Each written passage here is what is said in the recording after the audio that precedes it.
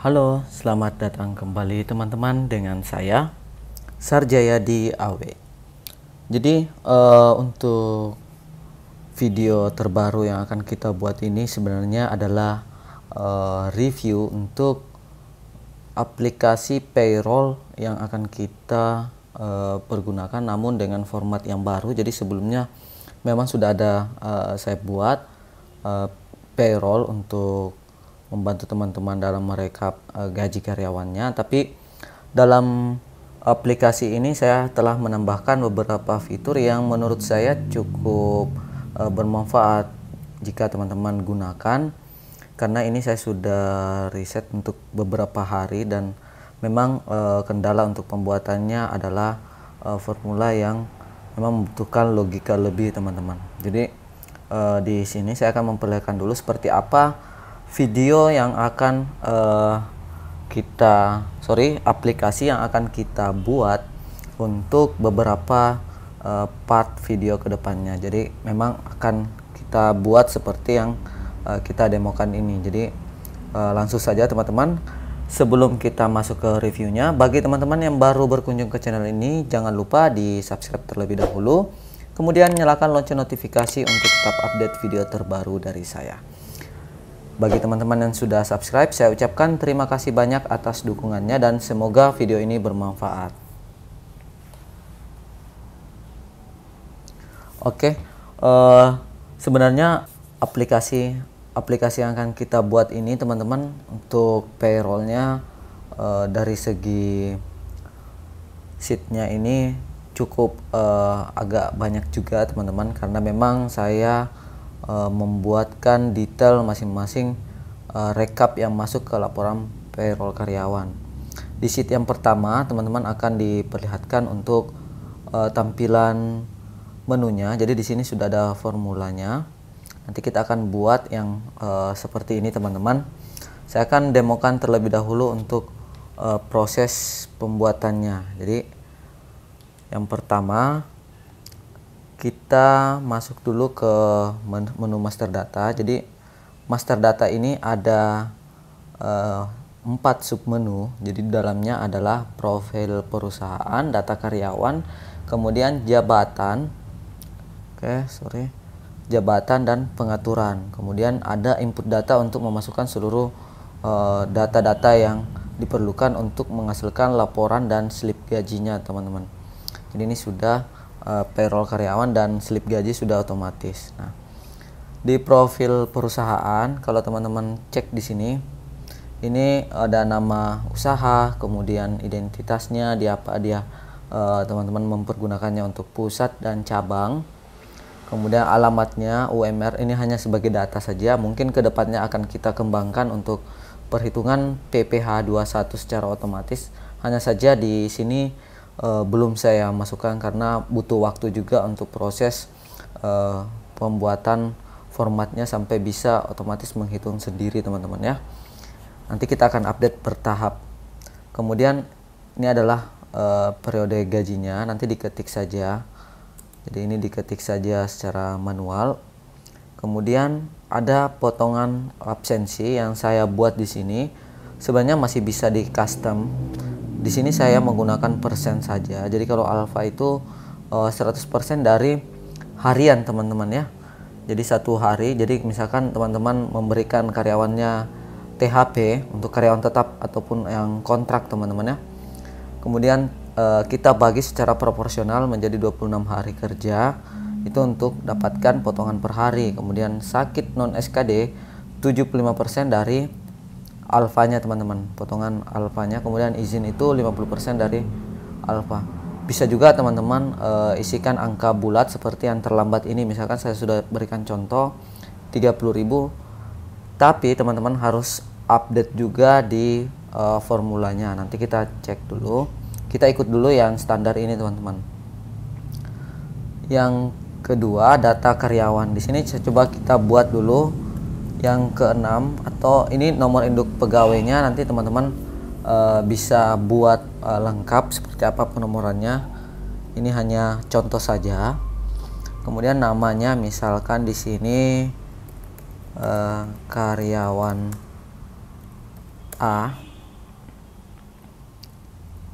Oke, jadi karyawan A. Di sini nama banknya. Oke, silahkan masukkan. Ini mempermudah bagian finance pada saat ingin mengecek antara nama dan rekening bank yang digunakan. Kemudian tanggal lahirnya. Ini kedepannya kita akan membuatkan dashboard. Jadi untuk sementara saya minta dilengkapi dulu untuk data-data ini supaya kedepannya pada saat ada update-nya kita sudah bisa pergunakan kolom-kolom ini. Misal teman-teman ya, tanggal lahir 25 Agustus, misalkan di sini 1985. Oke. Kemudian di sini laki-laki, kemudian agamanya misalkan Islam, jabatannya. Nah, di sini jabatannya sudah terisi. Nanti akan kita lihat seperti apa pengisian jabatannya. Misalkan di sini kita buat marketing. Jadi ada marketing. Namun di sini ada statusnya juga. Jadi di sini ada tetap, ada kontrak, probation, kemudian ada harian. Jadi ini bisa membantu teman-teman dalam menentukan secara otomatis nantinya untuk tarif yang digunakan. Nanti kita coba satu persatu. Misal kita coba yang karyawan tetap dulu. Misalkan tanggalnya samakan saja. Kita kembali dulu ke bagian menu. Jadi karyawannya sudah ada teman-teman. Ini yang paling penting sebenarnya untuk karyawannya. Jadi kalau misalkan teman-teman ingin print, tinggal hilangkan centangan 0 ya di sini. Oke. Selanjutnya di data jabatan. Ini sama saja, jabatannya kita buat terlebih dahulu. Kemudian setelah buat jabatannya, masukkan berapa gaji per harinya. Ini saya contohkan hitung proporsional saja. Ini nantinya juga akan digunakan sebagai data harian apabila kita ubah status karyawannya menjadi harian. Jangan sampai dia masuknya bukan di tanggal cut off teman-teman. Jadi pasti akan dihitung per hari dulu sesuai dengan jumlah hadirnya. Di sini sudah ada gapok, tunjangan jabatan. Kalaupun misalkan ada yang kurang, teman-teman bisa tambahkan. Tapi kalau lebih, teman-teman bisa hapus atau nolkan saja. Kemudian kita kembali ke menu. Jadi filternya ini digunakan saja supaya rapi pada saat teman-teman ngeprint untuk master datanya. Jadi seperti ini. Lanjut ke bagian data jabatan. Di bagian pengaturan. Nah, fitur yang baru sebenarnya yang ditambahkan di sini per jam sebenarnya saya buat juga, hanya saja ini belum saya fungsikan karena kondisi di masing-masing perusahaan itu berbeda-beda teman-teman untuk karyawan yang harian. Jadi mungkin akan lebih ke custom. Yang penting teman-teman paham untuk logikanya. Nah, misal di sini saya sudah buat settingan untuk karyawan tetap. Itu semua tunjangan dan gapok itu diperoleh. Kemudian untuk kontrak, gapok dapat, tunjangan jabatan tidak ada. Ini contoh saja ya. Dengan tunjangan masa kerja tidak ada. Itu walaupun sebenarnya teman-teman isinya di bagian jabatan ini sudah lengkap semua teman-teman isi. Tapi teman-teman bisa menyesuaikan sesuai dengan statusnya. Kalau probation itu baru dapat gapok misalkan dengan tunjangan jabatan tapi belum ada masa kerja kayak begitu misalkan. Untuk contoh saja. Kemudian harian itu hanya dapat untuk harian dan tunjangan jabatan. Misalkan ini ada 2. Kita masuk kembali ke absensi harian. Ini kita ke absensi hariannya kita sudah buat beberapa. Ini sudah otomatis. Tinggal formatnya teman-teman ikuti, ganti dengan tanggal cut off-nya. Kalau misalkan tanggalnya dari tanggal 1, tinggal diganti saja tanggal 1 sampai seterusnya, selesai. Misal kita pilih yang tadi yang kita buat ini nomor 6. Maka maka di sini nama karyawannya akan muncul teman-teman. Kemudian kita berikan di sini hadir. Oke, kita buat hadir semua saja dulu. Ini kemudian kita buat misalkan di sini ada off atau libur. Kalau karyawan tetap misalkan hari Minggu seperti itu. Ini hanya contoh saja. Di sini ada misalkan sakit, kemudian sakit dengan potongan atau tidak ada SKD. Jadi di sini sudah ada penjelasan teman-teman, sakit tanpa SKD atau non SKD. Kemudian ada izin 1. Nah, ini otomatis membuat seperti ini teman-teman. Oke. Ini sudah ada formula yang nantinya kita akan gunakan teman-teman. Kita akan buat setelah absensinya masuk. Ini sakit 1, SP1 atau sakit non SKD 1, izin 1. Kemudian hari kerjanya 26. Kita cek dulu. Untuk testingnya hadirnya 28.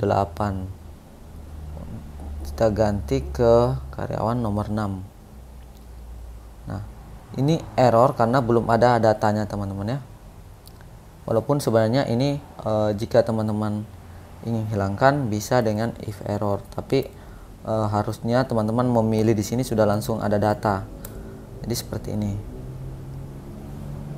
Oke, 26 non sakit SKD 1, non SKD 1, izin 1. Oke, kita lanjut dulu di insentif. Jadi di insentif ini atau bonus ini fungsinya untuk memasukkan bonus-bonus yang mungkin diperoleh. Ini tabelnya masih bisa menyesuaikan, yang penting kolom NIP dan total ini harus ada karena ini yang masuk ke payrollnya. Kalau untuk yang lainnya itu teman-teman bisa tambahkan sendiri dan tidak ada pengaruhnya ke laporan kita. Contoh misalkan tanggal yang 6 ini mungkin tanggal 5 bulan 5 2022. Oke, ini ada project misalkan project pengadaan 1. Nilainya itu nilai projectnya. Ini boleh tidak digunakan dan bisa juga dipergunakan untuk misalkan target penjualan teman-teman. Kalau tercapai dapat komisi atau bonus seperti itu. Nah, 23 juta misal di sini 2% untuk formulanya, komisinya. Kita bisa bikin formula, bisa juga secara otomatis secara manual seperti ini. Ini tergantung nanti teman-teman pada saat penggunaannya. Bisa juga ini kalau misalkan teman-teman ingin full, langsung saja 100% di sini. Jadi tinggal teman-teman saja yang gunakan. Intinya kolom total ini yang akan masuk ke payroll. Misal di sini ada 690.000 untuk karyawan A tadi. Kita masuk ke bagian lembur. Misalkan lembur juga sama. Jadi bisa jadi dalam 1 bulan ada beberapa kali lembur, tinggal dibuatkan saja seperti ini teman-teman. Ini bisa dibuat seperti ini. Oke.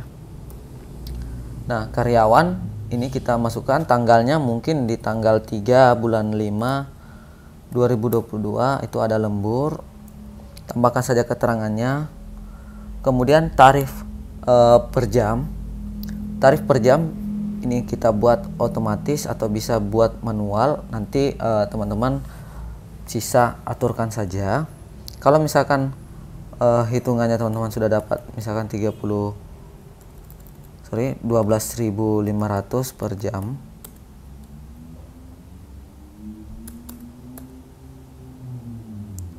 Kita hapus dulu 12.500 per jam. Kemudian di sini atau dia tidak ada lembur teman-teman ya.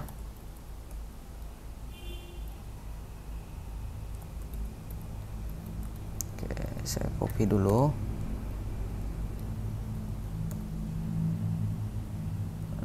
Di sini 0 hari, kemudian hari lemburnya kalau atau jam saja teman-teman, ini kita isi 5 tapi harinya 0 atau 5 jam di sini. Itu yang pasti yang berpengaruh juga tetap ke NIP dengan total lemburnya. Jadi format ini teman-teman bisa modif. Kalaupun misalkan di sini ada yang teman-teman tidak perlukan, bisa dihapus, kemudian tinggal sumnya ini atau penjumlahannya tetap harus mengikut yang ada di sini teman-teman. Anggap 62.500, kemudian BPJS teman-teman harus daftarkan di awal saja. Jadi ini daftarkan di awal untuk BPJS tenaga kerja dan BPJS kesehatan kalau ada teman-teman. Misalnya ini baru, maka belum ada namanya. Ini yang akan masuk ke bagian payrollnya. Kemudian ada potongan lain. Oke, nanti tinggal dimasukkan saja apapun itu yang sifatnya mengurangi teman-teman ya. Teman-teman bisa buat jenisnya juga. Yang pasti terlambat ini harus ada teman-teman, tapi yang lain pinjaman ini bisa teman-teman edit. Jadi pada saat proses pembuatannya teman-teman pasti akan paham seperti apa kalau teman-teman ingin menyesuaikan dengan kebutuhan sendiri. Karena payroll ini sifatnya memang masing-masing perusahaan terkadang agak berbeda juga teman-teman ya. Kemudian di payrollnya sendiri kita buka dulu filternya. Nah, saya konsepnya membuat ini menjadi dua teman-teman. Di bagian atas itu adalah seluruh pendapatan, yang di bawah itu adalah total potongan, dan terakhir adalah gaji yang diterima di bagian kanan. Kalaupun ada yang kurang kolom-kolomnya teman-teman bisa tambahkan, tapi tetap harus memperhatikan formula. Itu bisa diupdate sendiri. Ini hanya format standar yang saya buat sendiri teman-teman. Misalkan nomor 6 ini akan otomatis masuk semua karena dia karyawan tetap, maka gapoknya ada sesuai dengan jabatannya sebagai marketing. Kita cek dulu ini teman-teman ya, marketing 4.500.000. Kalau misalkan teman-teman ganti jabatannya menjadi misalkan ini ada teknisi,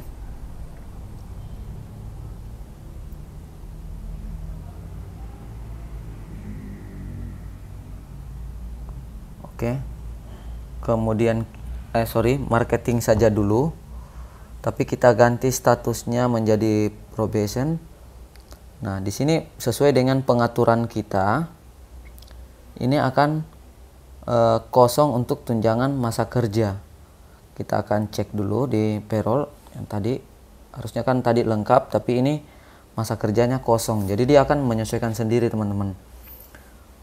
Kemudian ada bonus yang diambil dari data insentifnya ini teman-teman di bagian akhir. Kemudian ada lembur 62.500 diambil juga dari sini. Makanya untuk kolom lain bisa menyesuaikan. Langsung isi di sini pun tidak ada masalah teman-teman, sebenarnya langsung jalan. Ini hanya detail saja untuk menjadi pelengkap untuk administrasinya. Oke, untuk di bagian potongan silakan isi juga. Ini di sini ada sakit non SKD.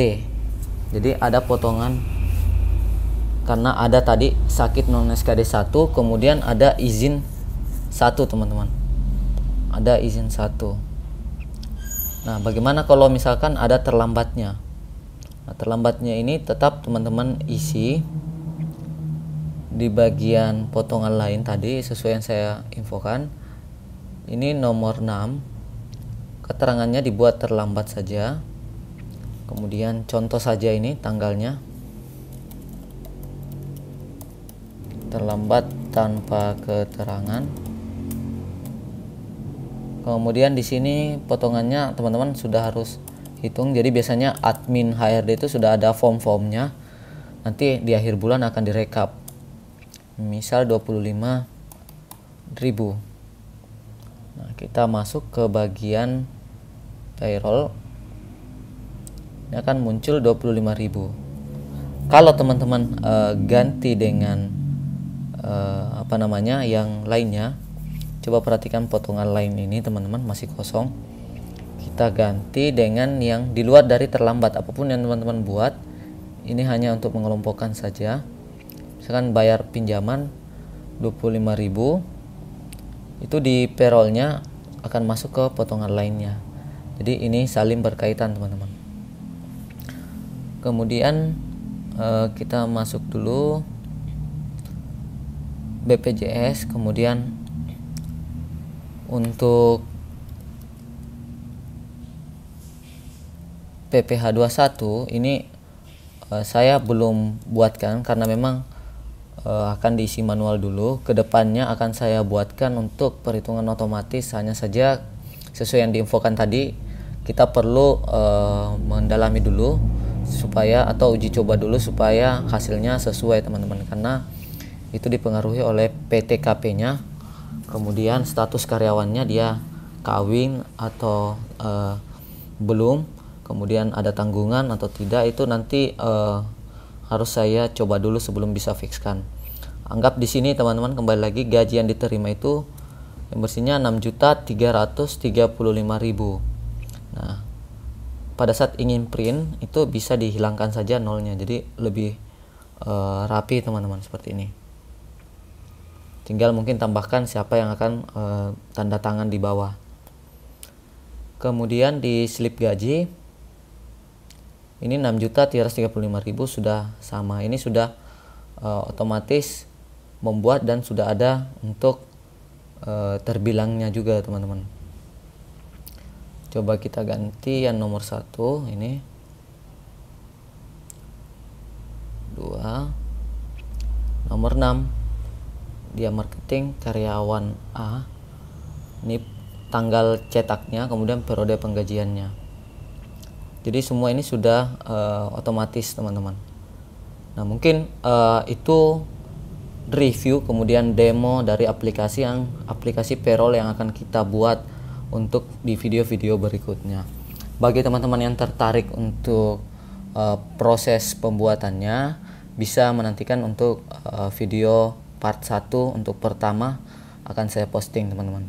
Jangan lupa untuk teman-teman yang belum subscribe, di subscribe terlebih dahulu supaya teman-teman dapatkan notif untuk update terbaru apabila video telah saya publish teman-teman. Oke, cukup sekian, semoga bisa bermanfaat dan memberikan gambaran bagaimana pencatatan payroll yang saya buat ini teman-teman, dan jika tertarik silahkan dinantikan untuk proses pembuatannya. Oke, cukup sekian, salam sehat selalu dan salam sukses selalu dari saya, Sarjayadi Awe.